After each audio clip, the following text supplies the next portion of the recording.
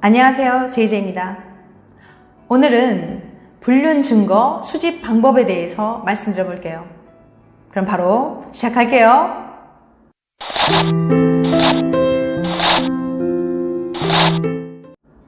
불륜 증거 수집 방법.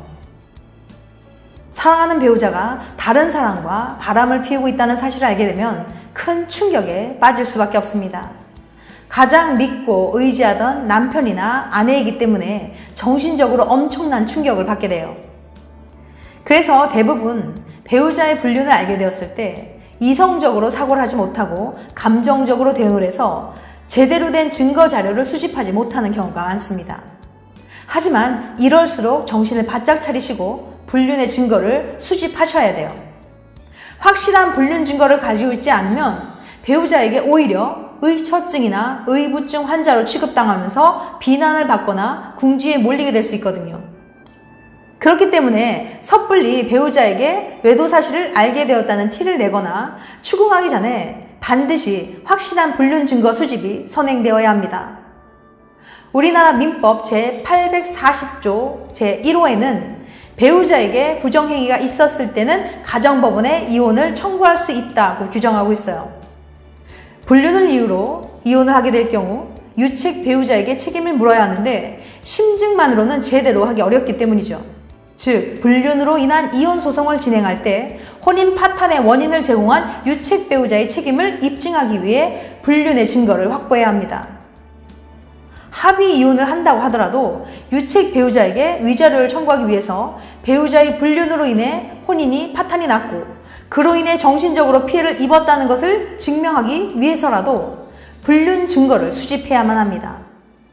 그런데 대부분 바람을 피우는 사람들은 자신의 외도를 철저하게 숨기기 때문에 불륜의 증거를 수집하는 것이 쉽지 않죠. 그래서 배우자가 바람을 피우는 것 같다는 심증이 있어도 불륜의 증거를 찾을 수가 없어서 소송을 진행하기 어려운 경우도 많아요. 또한 불법적인 방법으로 불륜 증거를 수집한 경우에는 재판에서 증거로 인정받지 못합니다. 그럼 어떻게 하면 불륜 증거를 수집할 수 있을까요? 예전에는 간통죄는 2015년 대법원의 위헌 판정을 받고 사라졌습니다.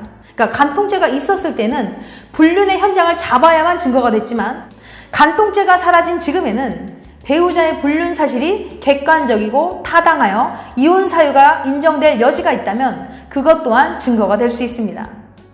지금부터 불륜 증거를 수집하는 방법 몇 가지를 알려드리겠습니다. 첫 번째, 휴대폰이나 컴퓨터 등 전자기기에 남은 기록을 확보한다. 불륜의 정황을 담은 SNS나 메신저, 카톡이나 문자, 메시지 등 온라인이나 전자기기에 남은 기록을 철저하게 조사하여 불륜 증거를 수집할 수 있습니다. 하지만 휴대폰이나 컴퓨터 등을 통해 증거를 찾고자 할 때는 정보통신망법을 위반하지 않도록 주의해야 합니다. 만약 배우자의 휴대폰이나 컴퓨터에 불륜 정황을 입증할 만한 사진이나 동영상 등이 나와 있다면 이것을 자신의 휴대폰으로 찍어 놓으세요. 또한 불륜을 의심할 만한 내용의 주고받은 문자 메시지나 카카오톡을 사진으로 찍어서 파일로 저장해 놓으세요. 요즘 증거로 많이 제출되는 것은 SNS상의 대화 내용이라고 합니다. 대화 내용 중 누가 봐도 연인이라는 생각이 들게 만드는 단어가 사용되었는지 확인해 보는 거죠. 예를 들면 자기야, 여보, 사랑해 등 누가 보아도 연인 간의 대화 내용이라고 볼 수 있는 대화 내용은 증거로서 효력이 있습니다. 그런데 카카오톡 대화방은 한번 나가면 대화 내용을 복구하기 힘들기 때문에 주기적으로 확인해 보시는 것이 좋아요. 또한 상간자와 주고받은 문자 메시지나 카카오톡을 증거로 활용하기 위해서는 상대방의 프로필 사진을 꼭 찍어 두셔야 합니다. 대화창에 남아있는 프로필 사진과 전화번호를 대조하는 과정을 거쳐야 하기 때문이에요. 그리고 가능하다면 배우자의 통화 기록을 살펴보시기 바랍니다. 배우자의 통화 목록에서 특정 사람과의 착신 및 발신 기록을 확인하여 통화의 빈도 및 시간을 바탕으로 배우자를 추궁할 수도 있거든요. 이때 상간자로 의심이 가는 특정 사람의 휴대폰 번호를 기억하고 기록해 두세요. 나중에 이혼 소송을 진행할 경우 전화번호를 통해 상간자의 인적사항을 파악해야 하기 때문입니다. 그런데 이런 불륜의 증거를 수집하는 중에 나도 모르게 비밀 침해죄를 저지를 수도 있어요. 형법 제316조에 규정하고 있는 비밀 침해죄란 비밀 장치한 타인의 편지, 무선, 전자기록 등을 개봉함으로써 성립하는 범죄에 대한 것입니다. 이를 범한 경우 3년 이하의 징역이나 500만 원 이하의 벌금에 처해질 수 있다고 해요. 부부 사이에 그게 무슨 죄가 되겠냐고 생각하는 분들이 계시겠지만 최근 대법원의 판례에 의하면 부부 사이에도 이 비밀 침해죄가 성립한다는 판시가 있었습니다. 또한 배우자의 휴대폰 메시지나 카톡, 이메일, SNS를 몰래 염탐하는 것도 자칫하면 정보통신망 이용 촉진 및 정보보호에 관한 법률 제49조 비밀 등의 보호에 대한 부분의 위반 사유로 고발될 수 있으니 주의하셔야 합니다. 그러므로 배우자의 SNS 계정이나 휴대폰의 비밀번호를 몰래 풀어 살펴보는 일은 다소 위험할 수 있으니 주의를 기울이셔야 합니다. 한편 부부가 컴퓨터를 공동으로 사용해서 암호가 걸려있지 않는 상태이거나 서로 비밀번호를 공유하고 있는 상황이라면 문제가 되지 않습니다.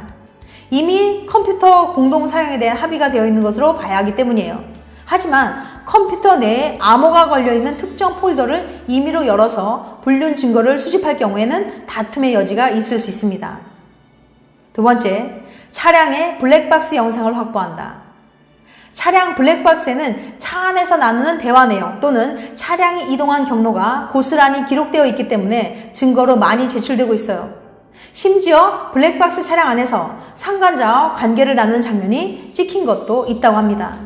그러므로 불륜의 증거를 수집하기 위해서는 주기적으로 차량 블랙박스의 메모리 카드를 확인하셔야 합니다. 만약 배우자가 불륜을 저지르고 있다면 주기적으로 블랙박스의 메모리 카드 영상을 지웠을 가능성이 높아요. 그 영상을 배우자가 지우기 전에 관련 영상을 확보해 저장해 두셔야 합니다. 그런데 혹시라도 메모리 카드에 데이터가 지워진 흔적이 있다면 데이터 복구 업체에 의뢰해서 이것을 복구할 수도 있습니다. 3번, 내비게이션에 의심스러운 목적지가 있는지 확인한다. 차량 내비게이션에 의심스러운 목적지가 있었는지 확인해 보는 것이 좋습니다. 배우자가 자주 방문한 곳이 아닌 새로운 목적지가 찍혀 있거나 호텔이나 모텔, 펜션 등의 숙박업소에 방문한 기록이 있나 살펴보세요. 그런데 요즘에는 차량에 있는 내비게이션이 업로드가 늦기 때문에 휴대폰 내비게이션을 이용하는 경우도 많이 있으니까 배우자가 평소에 휴대폰 내비게이션을 주로 사용한다면 휴대폰 내비게이션도 반드시 확인해 보시기 바랍니다. 만약 배우자가 방문한 숙박업소의 주소를 알아내었다면 해당 사업장에 가서 증거 보전 신청을 한 후 그곳 CCTV 자료를 확보할 수도 있어요. 네 번째, 카드 지출 내역을 확인한다. 카드 사용 내용 중 숙박업소, 예를 들면 호텔이나 모텔, 펜션 같은 이런 곳에서 사용한 기록과 더불어서 불륜을 의심할 만한 사용 내용 또한 증거로서 효력이 있습니다. 특히 카드 사용 내용을 통해 블랙박스 영상 및 내비게이션 방문지를 대조해서 불륜을 입증할 수도 있고요. 해당 장소를 방문했던 기록과 해당 장소에서 사용한 카드 지출 내역을 활용해 배우자가 발뺌하지 못하게 만들 수도 있고요. 그러므로 배우자의 카드 영수증을 확보해 놓으면 좋습니다. 만약 확보하지 못할 경우에는 나중에 금융정보 제출 명령을 활용하여 카드 지출 내역을 확보할 수도 있어요. 다섯 번째, 주변 지인들의 증언. 주변 지인들이 배우자의 불륜에 대해 증언해주는 방법도 있어요. 요즘에는 증인이 법원에 출석하는 것보다는 배우자의 불륜에 대한 사실 확인서를 제출하는 경우가 많습니다. 여섯 번째, 녹음이나 녹취. 외도를 저지른 배우자의 상간자와 통화 또는 대화를 할 때 불륜 사실을 자백했다면 이것을 녹음한 녹취록 또한 증거로 제출할 수 있어요.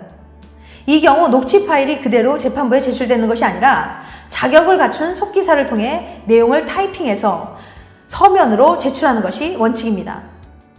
하지만 배우자와 상간자의 대화 내용을 불법 도청 장치를 설치해서 증거를 수집한 경우에는 통신비밀보호법 위반에 해당하고 이것은 벌금형이 존재하지 않고 징역형만 존재합니다.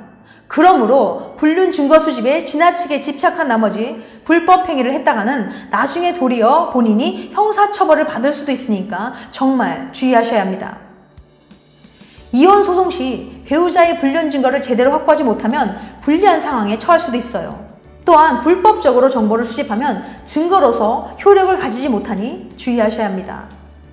불륜의 증거는 외도를 한 배우자나 상간자에게 위자료를 청구한 데 있어 아주 중요한 자료가 되기 때문에 반드시 수집해야 합니다. 혹시라도 배우자의 불륜으로 인해 고통을 받는 분이 계시다면 이 영상이 조금이나마 도움이 되었으면 좋겠습니다. 그리고 이혼 소송을 준비하고 계신다면 변호사에게 전문적인 법적 조언을 받으시길 바랍니다. 끝까지 시청해 주셔서 감사합니다. 다음에 또 봬요. 안녕.